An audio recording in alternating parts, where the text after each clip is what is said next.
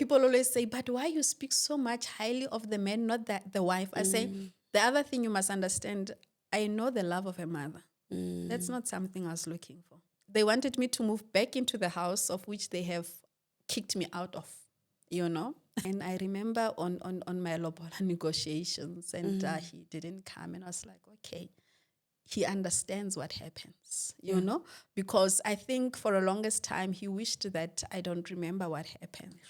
Let me introduce to you the new kid on the block. Mel La Vie is a new skincare range that recently launched. It is for face and for body. We deal with hyperpigmentation, anti-aging, wrinkles, natural glow. We also deal with dark inner areas. We target dark inner thighs, dark armpits, dark neck, dark elbows, dark knees, you name it. We also have a shaving combo. This shaving combo deals with ingrowns and shaving bumps. Both men and women can use this good quality product shaving range.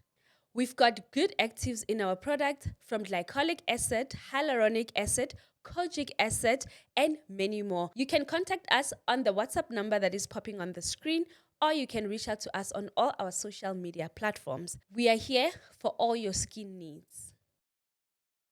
Hi, everybody. Welcome to Own Narrative Podcast by myself, Promise Makunyane. This podcast is about marriage and family dynamics. And if you'd like to be a guest on our podcast, you need to write to us on the email address that is popping on the screen. Do not forget to put your number, preferably your WhatsApp number, so that we can contact you once we vet your story. Guys, we do have a sister podcast on the very same channel. It's called The Working Wife, The Working Woman Podcast. And that podcast airs every Sundays at 6 p.m. And this one that you are watching, it airs every Wednesdays at 1 p.m. That other podcast is really about women working, women inspiring each other to work. I always say it is good to have a man do stuff for you, but it's much more better if you can also do stuff for yourself. Guys, we almost at 100 subscribers. Oh my gosh. Can't even believe it. It's been a dream. We almost at 100,000 subscribers. We're currently at 99,000 plus. That's a lot. That's like a lot. 99,000 people. So please, if you have not subscribed, get us there. We are 1,000 short. So by the time you watch this, maybe we'll be like, I don't know. But yeah, we are 99,000 plus now, and I just want to appreciate you. This is a big dream for myself. YouTube is not easy. So getting that plaque will really mean, will really be validating to me as a creator, and as a host and a founder of these podcasts. So anyway, another day, another amazing guest with an amazing story. Madam Hello. Dineo. How are you? I'm very well. How are you? I'm good. Firstly, are you married to a pastor or you are a pastor? I am a pastor. And then also he is a pastor. Please explain to us this thing, because do you become a pastor because he's a pastor, or really you were pastors before? No, Pella, calling is not sexually transmitted. It's either you are called or you are not, you know. So I think also it depends on the fairness of your mentors to also be able to say, although she is married to a pastor, this one is a pastor. So now I'm a pastor because even before I met my husband, I was already ministering. Okay. Yes, I was already ministering. And then although I got ordained the same time with him, but I came functional as Dineo already. Okay. It didn't happen in the marriage. In the marriage. Yes. Did you guys get, were you in the same church? Did you guys get ordained in the same church? Yes, we got ordained in the same church. That's where you met? No, that's not where we met. I'm from the Northern Cape. He's from Pretoria. Oh. So it's a whole story. It's a whole story on its own. Yeah. Anyway, welcome and thank you so much for giving us your time. Thank you for having me. Thank you so much. You look beautiful. Thank you. You smell nice. They can't smell it, but I can. Well, it was like in carbonate.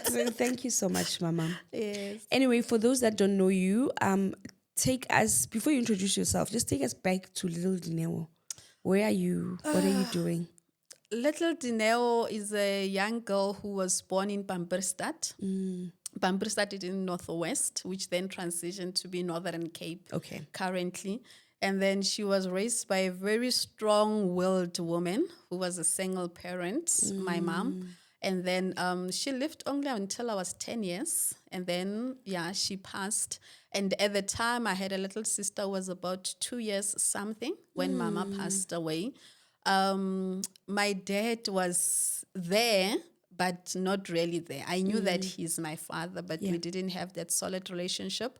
Although I had, I moved between homes growing up, so I would regularly visit my paternal grandmother because she loved me very much, but still with no much of depth of relationship, le papa, yes. So that is who Dineo is by the age of 11 years, because now when Mama dies, you learn all the survival tactics. Sure. By the age of 11 years, Dineo was a young girl who was very good with mathematics. And then one of the uncles requested that I assist Mutavining to be a cashier. Okay. So, That's how good you were. So I became a cashier. And for me, I always say, I think that's one person who I believe saw me at the time after the death of my mom and gave me a chance, because I have a very long hair. That needs to be managed. Okay. So with my mom not being there, I didn't have much of access to the things that I was used to. So selling in being a cashier in the tavern for me gave me access to be able to say I can eat at school. Because now with the passing of my mom, I have to now stay with my grandmother, who at a time I think we had about more than 8 children, other children in the house. So there's no longer that it's a matter of survival, So that is who Dineo is in a nutshell. And then later on at the age of 13 years, because I kept on reaching out to my dad thereafter, requesting to be taken in, because I could see that it's becoming tough with my grandmother. And then I moved to Kimberley at the age of 13 years. To stay with your dad? To stay with my dad and my stepmother at the time. Yes. And your little sibling? My little sister, we share the same mother, but not the same father. I see. Yes. So she was taken in as well by the her paternal grandparents. Okay. Yes, by her paternal grandparents. The grandmom that you were staying with back in Northern Cape is your mom's mom? Yes, that's my mom's mom. Did she have other children, like your mom? And she did have, but they have a lot of kids. So my grandmother had about 12 kids. But at the time, I think 4 was deceased. And then those who were there, the remaining, was about, I think, 8 or what? Yes. Yeah. So we were, where I grew up from, it's a shack. Yeah. So it's a 2-bedroom shack. So you have to find means to be able to stay, all of you, in that space. That's why I think it made me want to reach out to my dad to say, I'm asking to be taken in, How do you are 13 years, you are in a place of safety, even though it's not comfortable, with the people you know, then you choose to seek somebody that you don't know. You don't even know the conditions that you're going into. What if you can, maybe take us through the thought process then, if there was any? Okay, shortly after the death of my mom, then I started visiting, like your Christmas, my dad. That's how the reaching out started. Yes, actually, I would visit for Christmas and then go back. So, as a child, you're moving from this place where it's just a lot of people, and then you go in that side, and at the back of your mind you're thinking, no man, the grass is greener on the other side, and to be honest, it's not. I hope people understand that. Sure. Just stay there and water the grass that you are on. Just stay there, unless if it's God's divine plan that you migrate to the manure of the grass, then you can migrate. But that's how it began. And through the visitations, I started opening myself up to say, but I would love to live here, And remember that I'm a child who grew up thirsty for the love of my father, which I never had. Yeah. So with the passing of my mom, I felt like, okay, finally, maybe the gap will be filled. I'll be able to have... The other parent will step in. But little did I know. Yeah. You moved to your dad's. Yes. You stay with him and his wife. Yes. How are the conditions there? From the outside, it's very good. From the inside, it's cold. Sure. Very cold, because you are continuously reminded that your mom has died. I always say, I remember the first week when I stayed with my dad and my stepmother. When my mom passed, the doctors the doctor said she had pneumonia. Back then, pneumonia was, very common as well. So, and then I had, which I think was a deliberate conversation that my stepmother wanted me to hear. That's when I realized where I am now, because now I'm staying full time with them, to say, people will die. Then they would say pneumonia when it's AIDS. Oh. And I was like, oh, okay, And then, I think I always say to people, I say, sometimes I think for my stepmom to take me in was to cut off the cord between me and my dad. Oh. Yeah, it was just to make sure that you hate this person. It was just to say that we should separate in a way that will never be reconciled again. So that you see that you start to hate this person that you longed for. That you longed for, because I think as well there was an assumption that Dineo was a loved child. Okay. There was that assumption that Dineo was a loved child. Dineo was a loved child by the grandmother, but loved by the father, I cannot confirm. Yeah. Yes. Sure. So I think maybe that to her became something that unsettled her. And then me being part of her home full time was maybe to prove something, that it must ultimately separate me and my dad, of which she succeeded in a way. Sure. Of which she succeeded in a way. But that from the outside it was good, but from the inside there was so many cracks. Psychologically, I ended up on depression tablets, and all of that. I was then removed from my maternal grandparents' visitation. I could not visit them anymore. Because later on, I think after a year, I learned how to get a lawyer. I was like, okay. Get a lawyer, okay. Yeah, she was like, no, I went to someone, and this person said the reason my marriage is a mess since you came here, it's because you and your grandmother, you are bewitching us. I was like, oh, okay. Your maternal grandmother? Yes. Okay. I was like, oh, okay.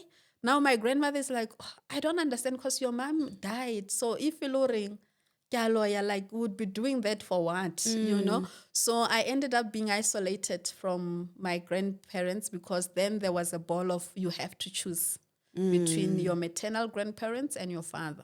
Sure. And just to take you back to when you said, now that you're a wife, because there is also this thing, yes, we do have evil stepmothers or whatever stepmothers, but there is always this burden that is put on stepmothers.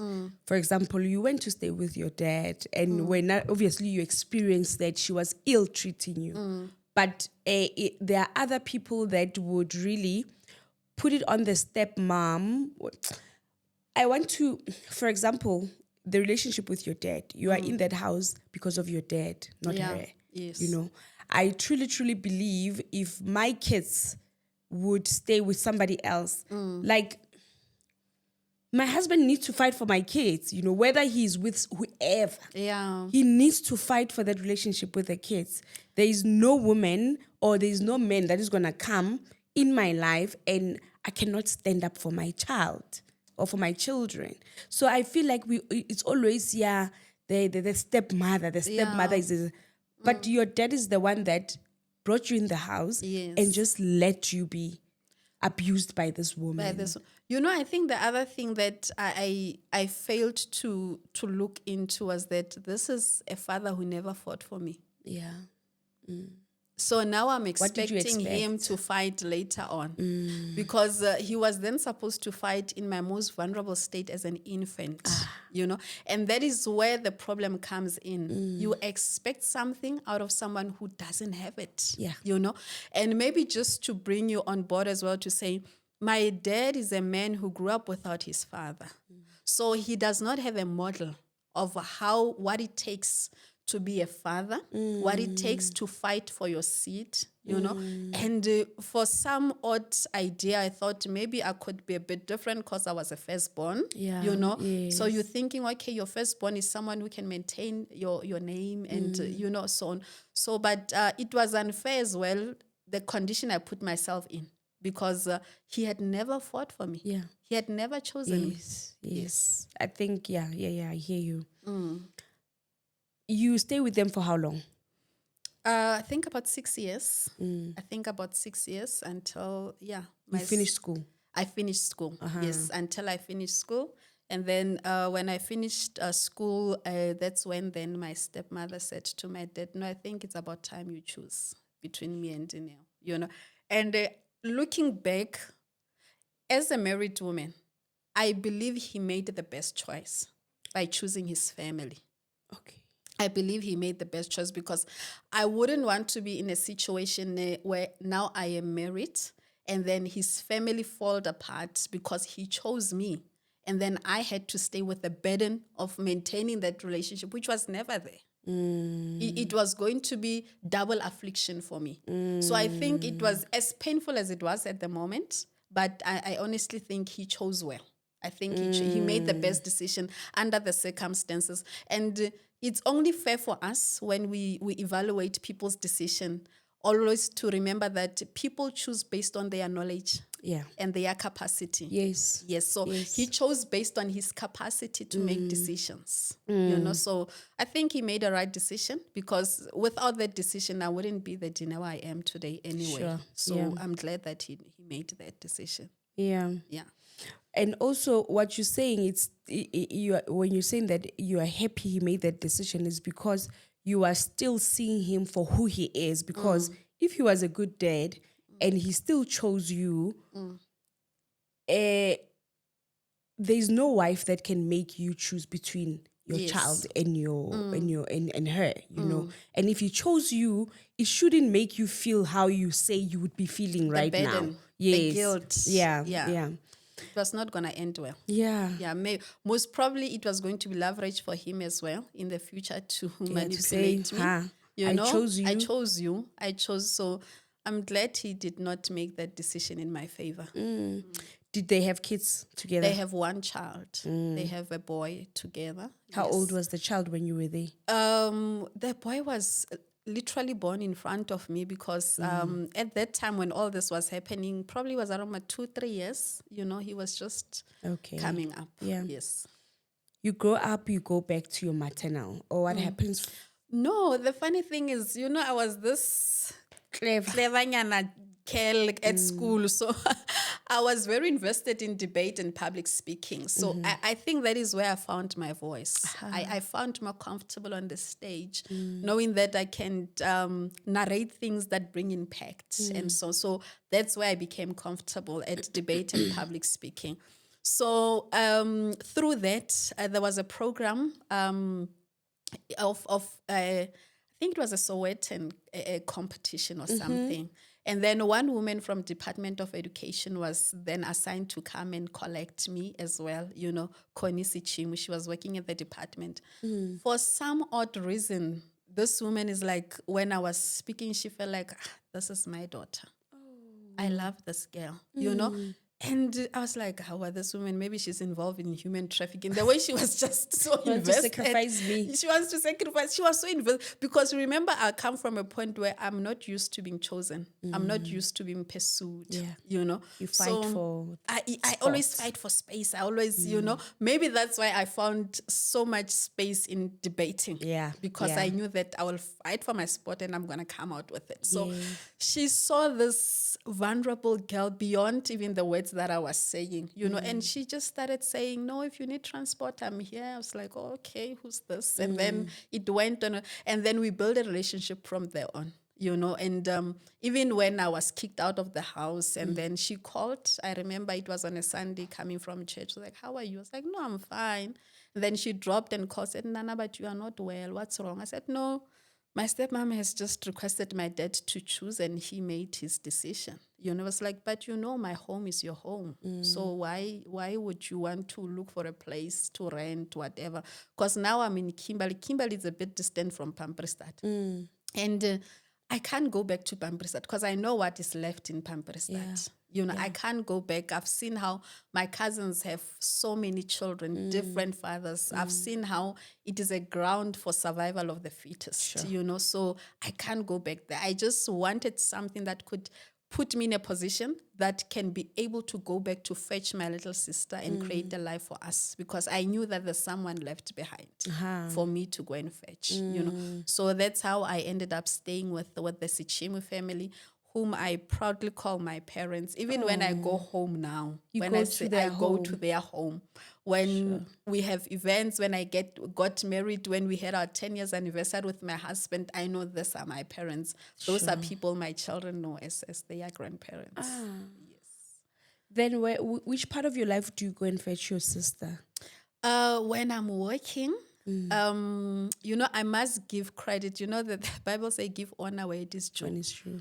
There's a man I met when I was in grade 11 who changed my life completely. Sure. The former National Commissioner of Police, General Ketla Stoll, I remember they had a competition of junior commissioners, and me being me, obviously, I was there, and I was chosen as part of the junior commissioner of that. And then what that created was that then SAPS members must then mentor young girls within schools.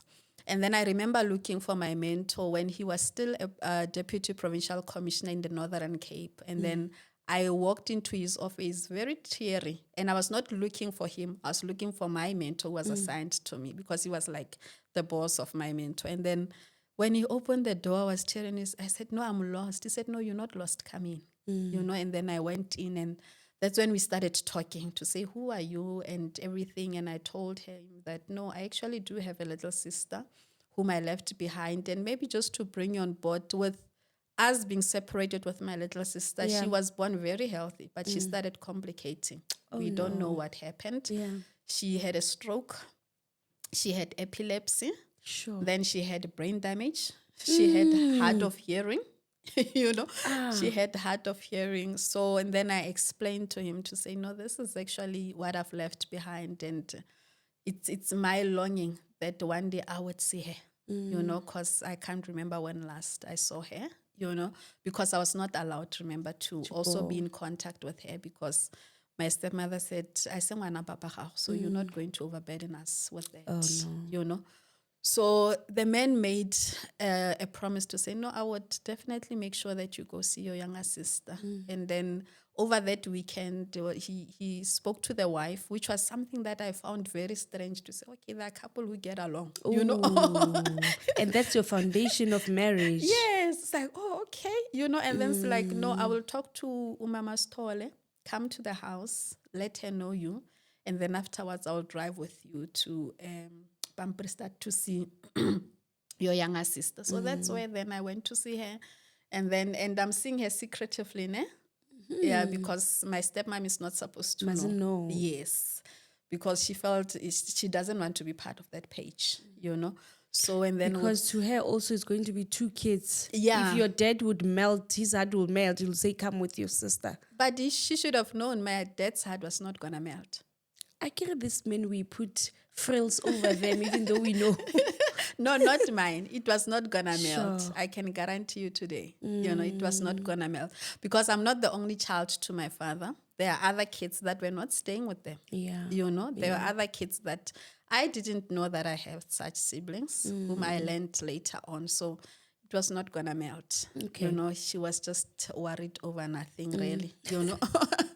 So yeah, and You then went that's to see your sister. That's how then I got to see my sister, and then I would that Tolo will take her for the weekend on a Friday. I'll see her on a Saturday. I'll say I'm going to a friend. I'll go then see her. You'll go to.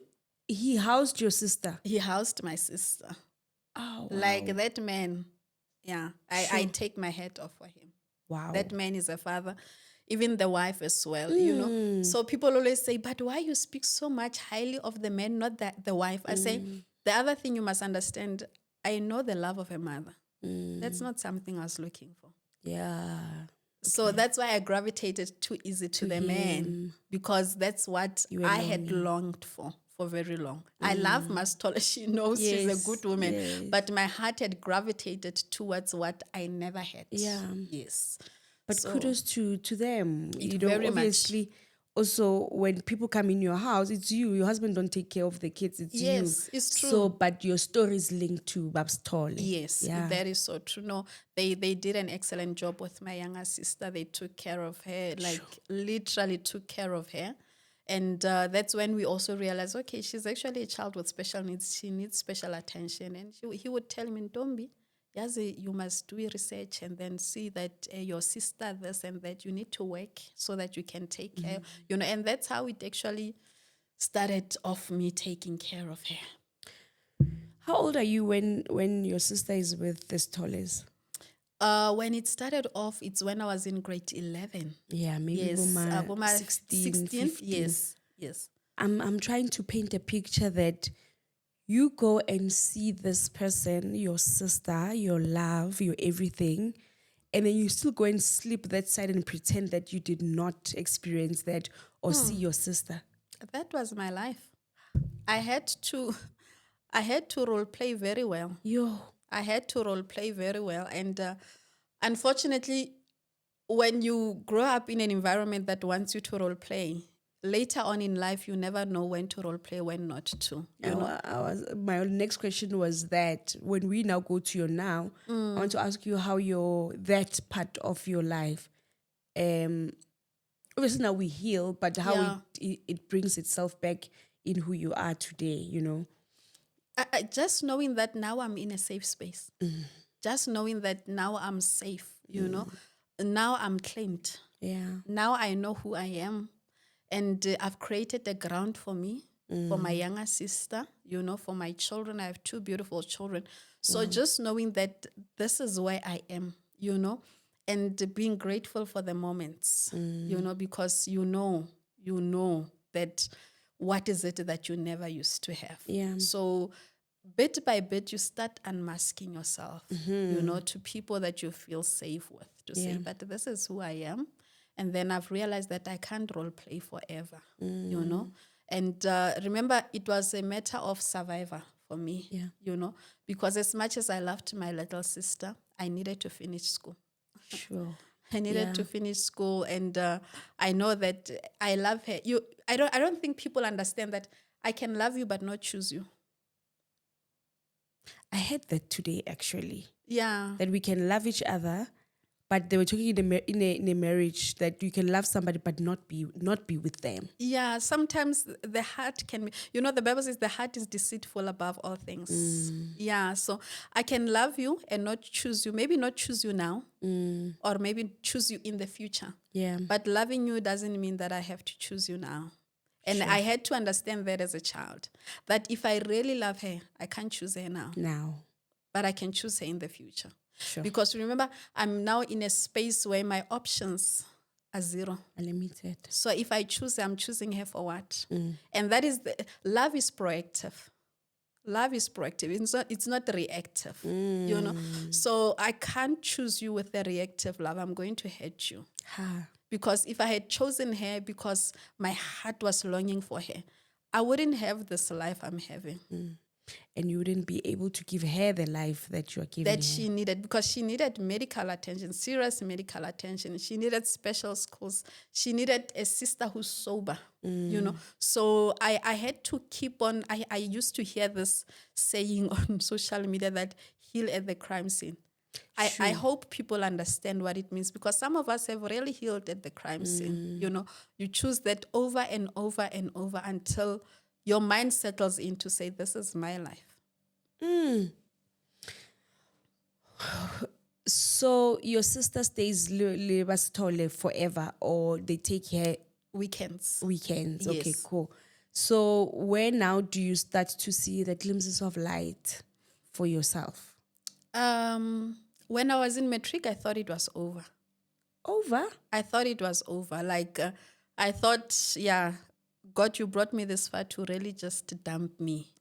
Because what happens 2 weeks before final exam, I just, I fell into depression unconsciously.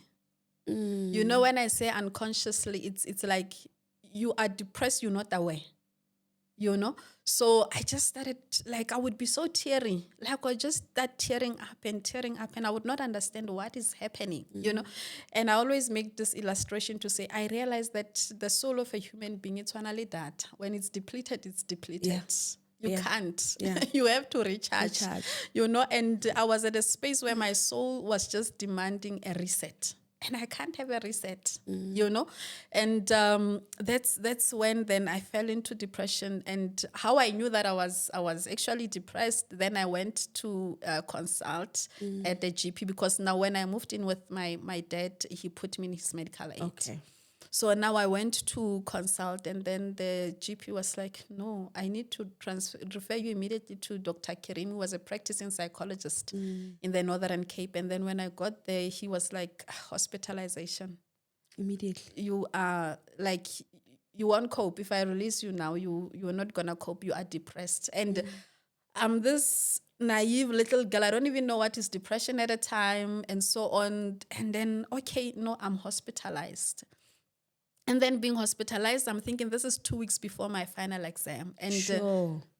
what I knew with all my heart, I don't have a moment to get this back. I need to get this matric certificate. It's due. I don't have a next year to spare, you know. So, and then I was hospitalized for depression in that way. And then in high school, I had a best friend called Resego. Like, she was the one that I will tell everything to, and we'll joke about it. You know, she made it so much lighter. So, and then my psychologist proposed that can I rather write a motivation that you don't write exam, then it be deferred. And I was like, my future doesn't have a defer. You.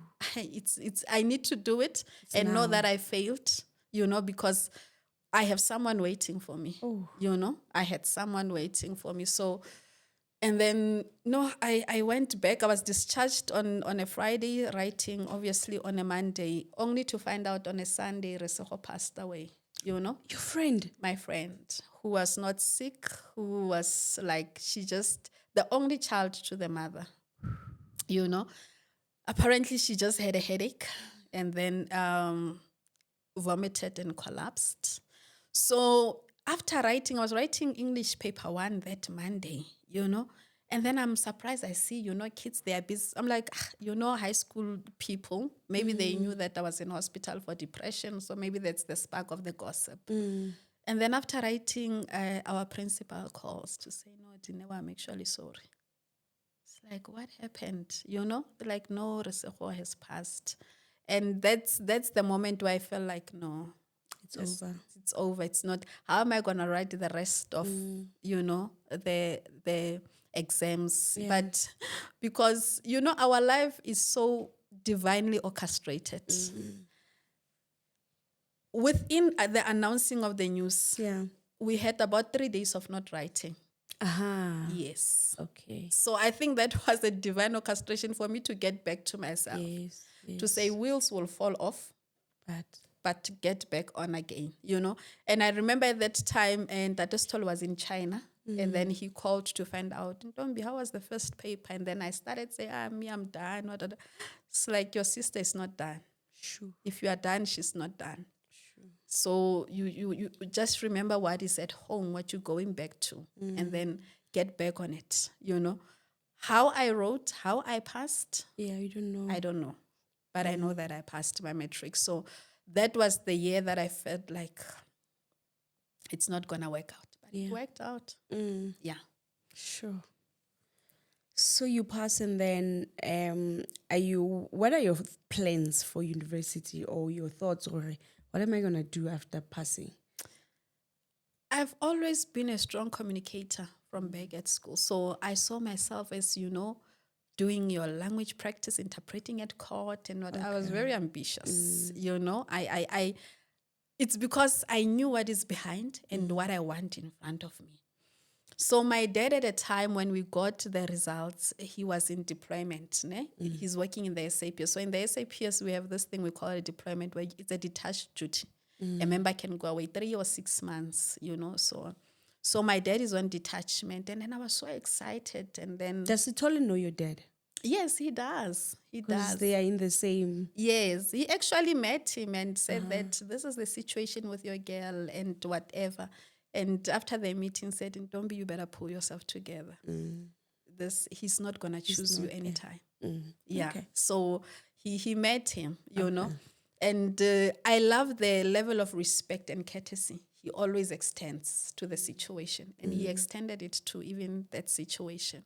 Yeah. So now the matric, I'm done, and then I'm thinking, okay, I'll go to University of Free State because it was the closest.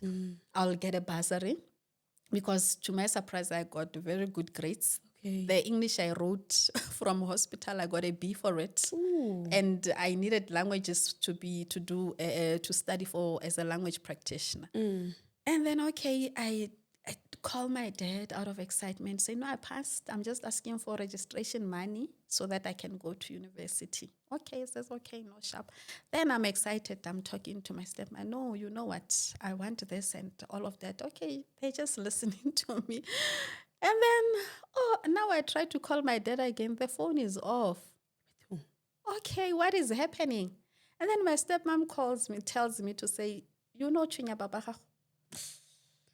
Now he had to change SIM cards because busy wa mo founela o batla go ya university. I swear now apele to pass. Oh. So I was like, okay. It was a little seller moment to say, Sure. okay, breathe in. And then, okay. Because when I spoke to him, he was, open to that, But, the other thing that created that financial conflict within our home was what? My mom, before she passed, she was getting maintenance court money. Okay. 200 rand. Ne? Oh no. Like 200, 200 rand, ne? 50 rand, that's for. Yeah. So she was getting that 200 rand. So when I moved in with them, my stepmom had this belief that I'm the only child in the entire world who lives with her dad and still get maintenance court money. Of which my maternal grandmother had reached out numerous times to say, cancel the money because you're staying with the child. But my dad didn't take that, initiative to go cancel the money. So everything, matric dance, I was told, take from 200 rand. Toiletry, I was take from 200 rand. Yes. So I knew that my budget must be too. When I left, I see like because that was my budget. Because that was what I was told to live on mostly. Sure. So I don't know, maybe at that time of them refusing the registration fee as well, it was informed by that 200 rand. And then, he cut communication with me until universities were done taking in people, and he came home and we acted like nothing happened. Yeah. So Sure. that was that. When do you now really start maybe working or start making money from when you could not? Did you go to university? Did you end up going? I ended up going, but not at the time. Yeah. I ended up going when I was married. I ended up going when I was married. So immediately after that, I started volunteering within the SAPS. They have a structure called Youth Crime Prevention. Yeah. I started volunteering because what was I going to do sitting down, I started volunteering, and then when they started employing them, that's how I got employed. Okay. Yes. As what? As an admin clerk. As an admin clerk, that's how I got employed. Are you still there now? I'm still there, the SAPS, yes. Yeah. My sister has been an admin clerk for SAPS for 10 years until she actually went to do the whole police training. Yeah. I'm still an admin clerk because it's not easy based on, remember it's a South African police service. So mostly for the ranks to be going up, it's when you are in a police act. So administrative base, it's not that flexible. It depends what you make out of it. Yeah. Yeah, it depends what you make out of it, but I'm still there. You're still there? Yes, as an admin. Sure. Where do you now take your sister? my things then, after being employed, I think they started now moving a bit at a pace that I did not expect. Then remember, I went to stay with the Sichimu family, Yes. my parents, and then I stayed with them, I think, about only 2 years. Yeah. And then I went on a course, Mereko, in Pretoria. And then, okay, I went, there's a friend of mine who at the time was working for Sundowns as a technical advisor. And then was like, Dineo, I'm around, let's go out. And then we went to the gym. And then, okay, at the gym, now I'm not a very Active gym person. body, So although I love skipping rope, but not like your full time going to the gym. And then, okay, hardly about 10 minutes before we could exit the gym, and then was like, hey, let me just go push up, just keep yourself busy. And then I went on the treadmill, just minding my own business. That's how I met my husband. 5 minutes before I could leave the gym. And we spoke, I always say we spoke in 5 minutes, like it was 30 minutes or more. Wow. And he was like, no, let me just take your number to hear if you arrive safe, whatever. Or okay, we exchanged numbers. We started talking. 6 months down the line, I was engaged to a person I can't remember his face. What do you mean? Because we met in the gym, pity, And then there was, and my family were like, Orata dilo, wena, batlobola ko Victoria. Like I was like, they're like Dineo. And then when we thought it's a joke, and then I think at the time I thought like, know just what, playing. maybe it's not, that I am. And then when 6 months later, the letter came through. My husband wanted to marry me. Wow. And then was like, no, now I'm looking for a wife. Not looking for a girlfriend. So if you want to be a girlfriend because of the person you are, I'm ready to just release you, And little did he know that I was at a space of finding myself. Yeah. Finding what is it that I stand for as a human being. I wanted to be quite sober. I was a girl who was on fire for Jesus and all of that, but I just wanted to find my feet completely. The fact that I was working for me was not good enough. I wanted sobriety of mind, And then I was like, no problem. And then they sent through the letter. And then I people who love you, their decisions will reflect that they love you. Sure. When my husband proposed, then I felt, let me extend the invite. My biological father is still alive. Yeah. Let me go and tell him. Yes. And then I told him, and then, it started another drama.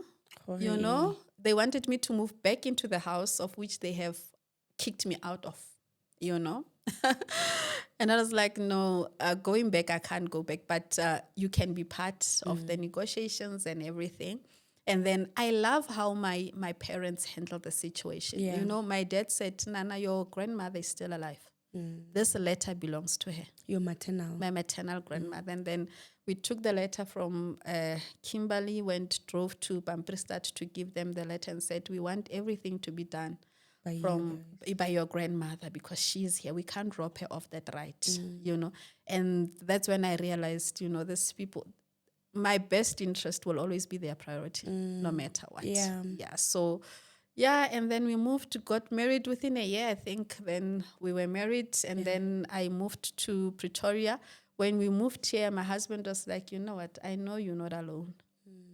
We need to go fetch your younger sister. And then the following year within our marriage, we went and fetched Ntombi Zodwa to come and stay with us. And for us, it was a blessing because I would always get calls of how she was fainting, was having seizures, So I wanted to just be close to be able to see that, although I didn't think I have a heart to be able to see her, convulge, And I prayed a lot about it to say, other things I can deal with, but the convulsions, I don't think when you've went through so much, there's a stage where you feel like you can just hold your heart, like it won't be able to take certain things, And that was one thing I felt I was not going to be able to take, And God being God, He made it sure that she started staying with us and never convulged, even until to this day. She's 26 today, When we took her in, she was 13 years. So she never, and I remember her telling me, don't tell my paternal grandparents, I don't faint, they will think you are lying, because they tried everything, but nothing was working, So we had access to good health care, and we prayed a lot about it. Yeah. How is her relationship with her paternal grandparents or paternal side?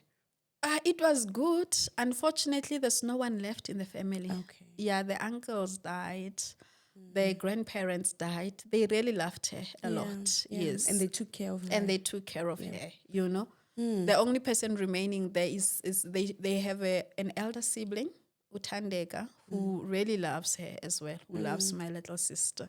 So yeah, that's the only person who's left from her side paternally. Yeah. And how is her condition now? Is she mentally not fit or what? She is very fit. Okay. She always says, people will think I'm your sister. I said, you should be embarrassed. Don't even think like that. Yes. I must still be the big sister.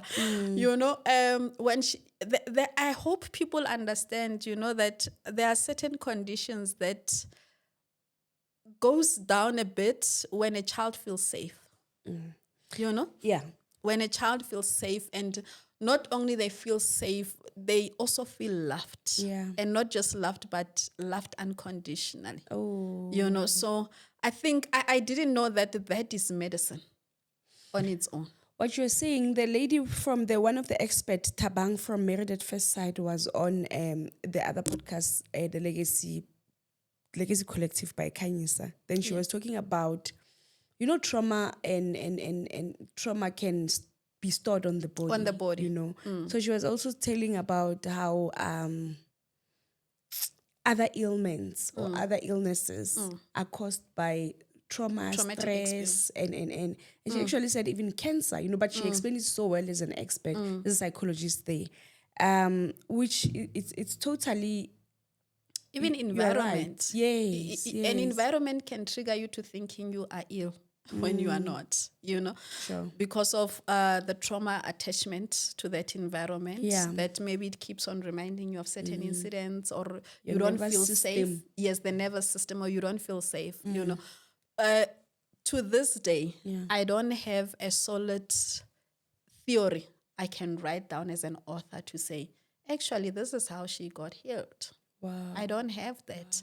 Apart from saying we prayed, we loved her. She knows she is not like my daughter.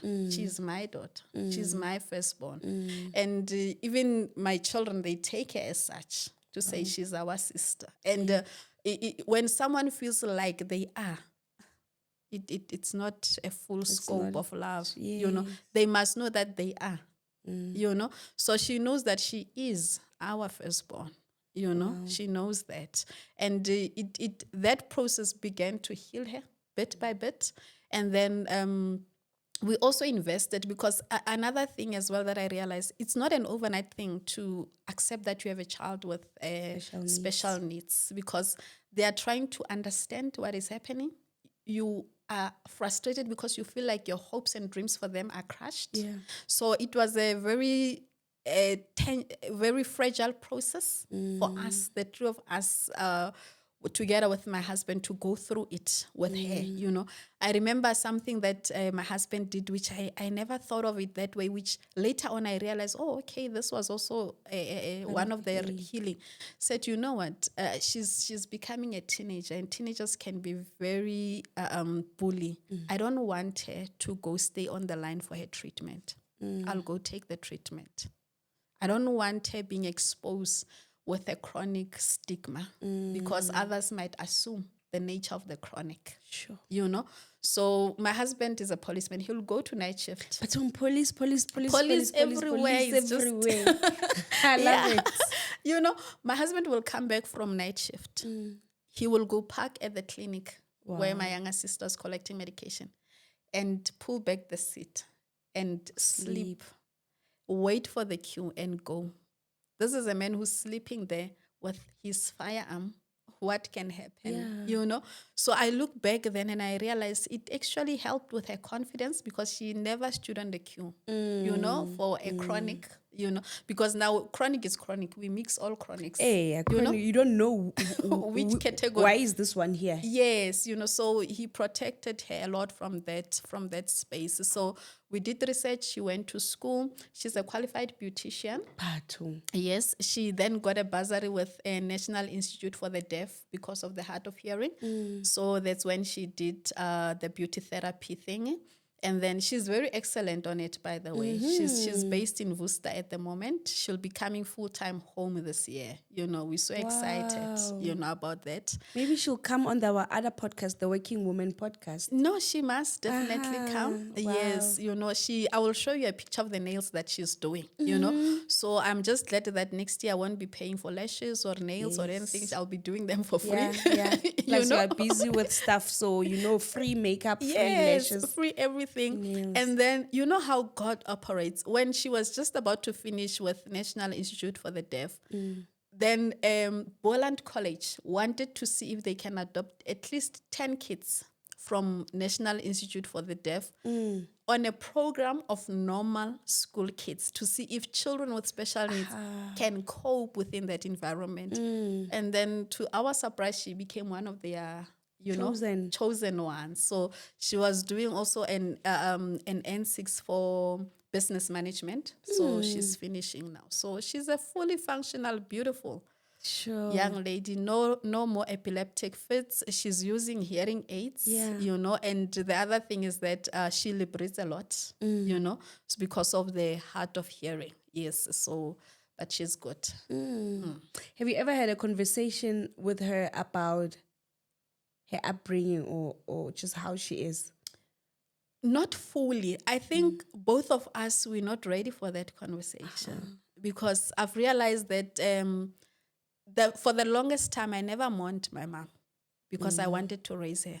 So I didn't want something that will make me lose a sense of what is in front of me, you know. So I always hear sometimes she will say, how did my mom look like? You know, and I'll say that she was as beautiful as you, you know, and my mom was beautiful. Do you guys still have pictures? Do you have pictures of your mom? Or they just... I consciously didn't want one. You know, I consciously didn't want one because at the time of her death, it unsettled a lot of things in my life. And to an extent that I felt like, you know what, going back that memory lane while I'm still raising this one, I've been a patient of depression. Sure. I know that there are things that can fully trigger you, you know. Now that she's coming home, because she also had a bit of her own challenges as a teenager that we had to go through, you know. And I think now that she's coming home fully, it's a time for a new chapter, you know, to say, what do you want to know? I'm here, you know, and open myself up to that. But I think it's even when I was writing my book, Marked But Not Broken, I was saying it took me, after writing about, you know, the question of my birth, it took me 2 days of crying and closing the book and saying, I don't want to go on. I can't write anymore. Because then I was forced to go back to saying that you didn't fall from a tree. Yeah, there are two people. Yes, you know, that brought you to this earth. And so we haven't had that open conversation because I was looking at where she was, what she's pursuing, and I could see the hunger of her wanting to know what is happening, you know, and I could read the capacity that we're going to fall apart. Yeah. You know, we're going to fall apart because I don't want to tell her a half story. I want to tell her in a sense that no one can tell her another thing that is not the truth. Vision. Yes. How did you heal yourself? Because when I listened to your story, there was no moment of pause. When you got a job, like full-time job, you got married, and married is another huge step. Yes. When did you get to heal yourself? And I know healing is a journey. You don't arrive at I'm healed. Yeah, you know, when you come from where I come from, oh wow, ambulance you know, and I opened my eyes to that reality very quick to say that yes, Dineo matters, but if I can stop here, there's a lot of things that are going to stop. And I wanted to redeem time so bad because I know that I didn't have it. I didn't have another year to pause and then go back again. Another year. No, I didn't have that. So, but in the process of that, I thank God that I was brave enough to say to my husband, because I was molested and never spoke about it. Sure. Now By it's by a very close family member. That's why in the book I chose to say an honorable member, because I said I still want to maintain his posture, but still tell my story, From your paternal, maternal? From maternal. Okay. From maternal. And I was like, Do you think it's why you left? Or no, not necessarily. Okay. If there was nowhere to go, I was not gonna leave. I was gonna cope with that situation, because at some point when you come from where some of us come from, you cope. You cope very well. In the midst of chaos, you can stand. Yeah. So if there was nowhere to go to, I was not gonna go. So being molested, I remember the first year of our marriage, I always tell people, I think I was sleeping literally at the edge of the bed. Like I would be very jumpy. Like in my sleep now I would jump. And then until we really talked about saying, now what can happen to heal you?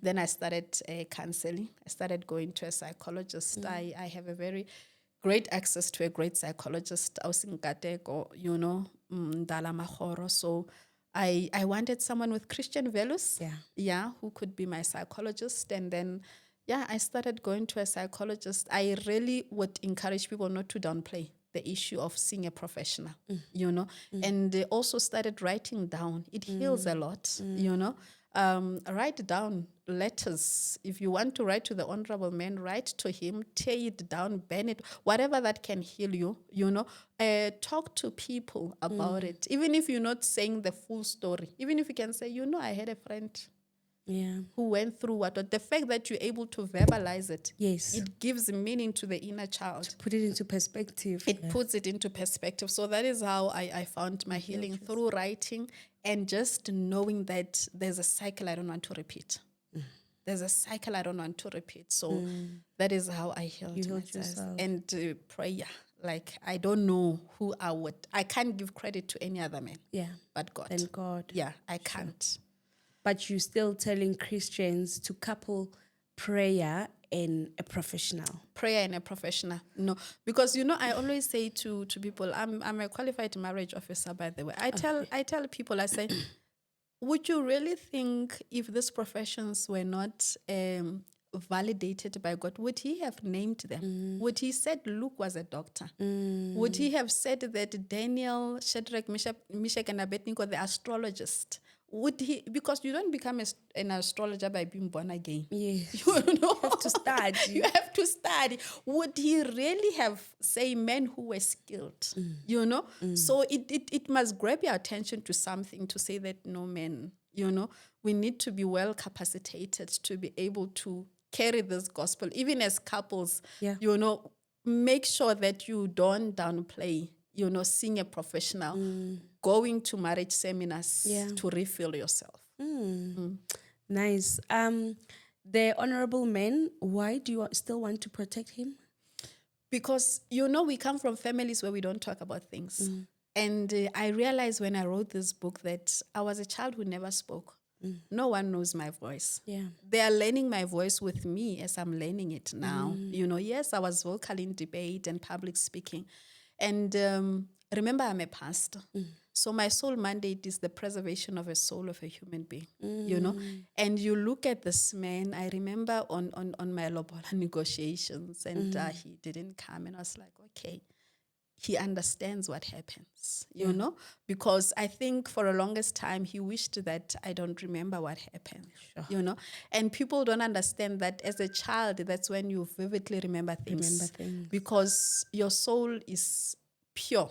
There is no script. Everyone is scripting things in, So to protect him is not necessarily to protect him as a person, but to protect the virtue of his family. Because this is a man with a family now, and to say, the manner in which I've written him in the book, I wish that he finds healing through how I have written about him. Oh. Because it's not vile, but it's redemptive. You've extended grace to him. Too much. Yeah. And how old were you when this happened to you? My mom was still alive, ne? Oh my gosh. My mom was she passed still when alive. you were 10, so She- it was before It that. was before then. Okay. So, and now my mom was a bulldozer. Yeah. Maybe she would have been in prison and not dead. Yes, So it was just that, as a child, you want to protect people, not realizing that it's wrong. So I was fairly under 10. Yeah. Yes. Did you ever have the conversation with him? With the honorable man? Yeah. No. Did you tell anybody in the family? My husband is the only person who knows his identity, Yeah. and he would sister? say, no. I'm actually glad my little sister didn't grow up in that They- environment, because there are people that you realize this is not a weakness. It's who it's they a spirit. It's who they are. It's deeper than this, The only thing I always tell my husband, I say, I wish he doesn't do that to the daughter, because he has a daughter. Do you think he can go that far? Because I've seen that it's a spirit that is in him. So it wouldn't choose. I can't tell who he would go into or not. You know that why I ask you about that is because I think as Black people, and I was speaking to another lady who was here, that I'm overprotective over my kids visiting. And I always feel like, Mara, maybe naki biyang biyang. But I'm so overprotective, as if something happened to me, and nothing has ever happened to me. Yeah. But then I just know, even between cousins and cousins, little ones, you just do silly things. And now when we have conversations like this, now people are out there speaking, it just makes me so uncomfortable to let my kids visit. Even at my mom's house, I have to be there, or at least my sisters must be there. But I'm just so overprotective. And sometimes I feel like, maybe I'm just the bad. I don't know. As a mother, your instincts, if something feels off, it's off. You don't have to get a manual to say, no, maybe this incident happened or whatever.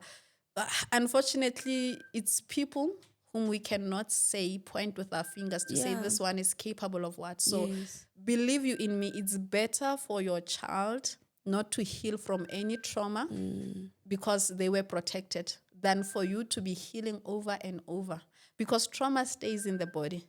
Trauma for the longest time, I remember at some point when we got married with my husband, he's from Atteridgeville, and I took a taxi from Atteridgeville. So in my mind, I always had this thing, any man could finish what that man started. Sure. That's what I had to live with. Yeah. So I remember we took a taxi from Atteridgeville. Okay, it's going. And then I'm fairly new in Pretoria. So now I said they're taking another route. That time my mind collapsed from the fact that there were other people in the taxi. I literally saw myself as the only person. I literally almost jumped out of a moving vehicle thinking that I'm going to be raped. Trauma. Because of what? Trauma. It's only then, I breathe in as like, okay, how can this man really rape 16 or all these people? And there are men inside. And there are men inside as well. But you panic, I have a failed relationship, and the guy, if he's very fair to himself, watching this podcast will also realize, he used to say, why you act like you were raped? But I'd never felt safe with him. Yeah. That's why I was never able, because, out of the blue, I would be very jumpy. I'd be there are people who you think are confident, can't tell that it's a wall. Yeah. I'd be very overconfident about, but it was just a wall to protect what had happened. Anyway, this is her book. It's called Marked But Not Broken, My Story of Survival and Grace by Pastor Dineo Manzini. Where can people get this book? For now, they have to get it directly from me. Okay. Yes. Do you want to give an email or a WhatsApp number, business WhatsApp number? Okay, maybe they can reach out on my social platforms. On Facebook, it's Dineo Manzini. And then also Instagram is Dineo Manzini. And then TikTok, it's Pastor D, the D with a D-E-E. Oh, D with a D-E-E. Yes. How much is the book? The book is 250, but then when we courier, it has an extra charge of 100 Rand added to it for the courier. Nice. Yes. So this is just about your life of Yes. survival, healing, grace. Yes. Yeah. Sure. Who can read this book? Everyone can read that book. Believe you in me, because I've had single parents who would read and say, "Oh my God, it opened me up to something else." You know, you will be able to relate because we have people who everyone is always asking things from, and no one ever asks, "But how are you?" How are you? You know, the strong. It talks about when being strong hurts. You know, but you still continue to help. So Yeah, firstborn daughters, firstborn, parentified yes. children. But I also highly recommend it to parents who have children who've had a very difficult relationship with their fathers, or who always longed for the love of a father. You know, yes. All right, so madam, thank you so much. Thank you. It was a nice conversation. Thank you so much. Yes, it was indeed. Yes. Thank you, thank you, thank you. So people will obviously buy this book from you. They will DM you, inbox you. Yes. Alternatively, I think, but when they DM, I'll be able to also direct them accordingly. Yes. My PR team, Brandscapers Africa, Okay. then they'll be able to give them relevant contacts. I think they can also get them on social platforms, Brandscapers Africa, you know, then just reach out to say for the book of Pastor Dineo, then they'll be able to assist Norma or Pearl. They're the ones leading the project. All right. So they will get in touch. Thank you so much. Thank you for having me. Thank you, Mama. Guys, we've run out of time, but we are at the end of our conversation.